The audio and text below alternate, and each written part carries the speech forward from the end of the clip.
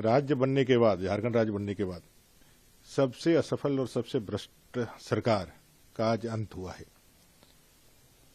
माननीय हेमंत सोरेन जी से बहुत उम्मीदें थी राज्य की जनता को, जब पूर्ण बहुमत की सरकार उनके गठबंधन को मिला था और लोगों को लगता था कि एक नौजवान मुख्यमंत्री झारखंड को मिला है तो कुछ करेगा। लेकिन इनकी शुरुआत ही जिस तरह से हुई और जो झूठे वायदे दे करके कह करके लोगों को ठग करके सरकार बनाई थी, उसका भूत उनका पीछा नहीं छोड़ा और अपने सिपाही सालारों के सिफारिश या सिपाही सालारों के सलाह से उन्होंने जो निर्णय लिए और जिस तरह से भ्रष्टाचार को अपना कार्यकाल में सबसे पसंदीदा विषय बनाया, उसका खामियाजा इनको भुगतना नहीं था। पद का दुरुपयोग जिस तरह से किया, जिस तरह से पैसा पैसा पैसा पैसा को ही भगवान इस सरकार में बना दिया गया, झारखंड की जनता की सेवा को इन्होंने दरकिनार कर दिया गया, युवाओं के भविष्य के साथ बड़े भद्दे तरीके से मजाक किया। जैसे सीजीएल आज सबसे बड़ा उदाहरण बनकर के सामने खड़ा है, नौकरियां तक इन्होंने बेच दी। इनका तो अंत होना ही था और कहीं ना कहीं अहंकार इनके अंदर आ गया था। जब रावण का अहंकार नहीं टिका तो इनका अहंकार कैसे टिकता। और मुझे लगता है पद का दुरुपयोग जिस तरह से इन्होंने किया, लोगों के भावनाओं को जिस तरह से खेला, अराजकता की स्थिति मुख्यमंत्री रहते हुए इन्होंने राज्य के अंदर फैलाने का जो प्रयास किया, ये भूल गए कि पाकिस्तान नहीं है, ये भारत है, जहां संविधान और कानून ही सर्वोपरि है। कितना भी बड़ा दिग्गज धर क्यों ना हो, उसको कानून के मातहत ही आना ही पड़ता है। आज उनको इस बात का ज्ञान आया होगा और वो अपने भूलों पे प्रायश्चित कर रहे होंगे। उनकी जो इच्छा थी कि उनके बाद उनका सक्सेसर उनकी धर्मपत्नी बने, वह सपना भी टूट गया।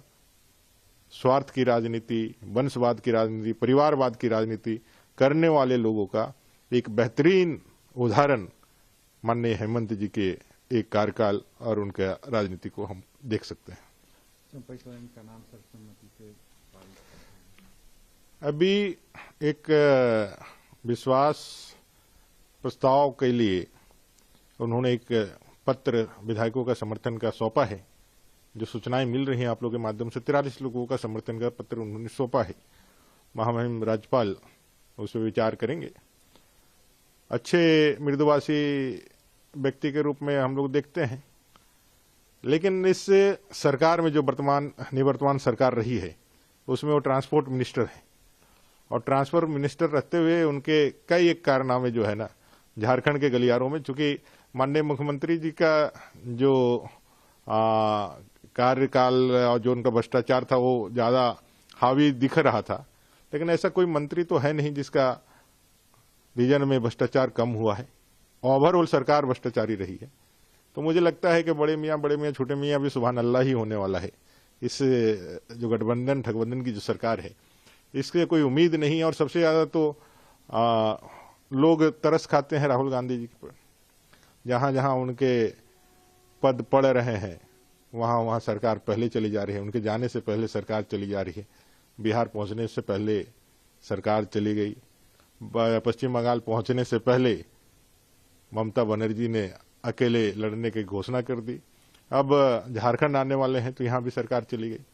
तो अब आगा जिधर जिधर जाए सागर सुखाई जाए, बंगला में कहावत है।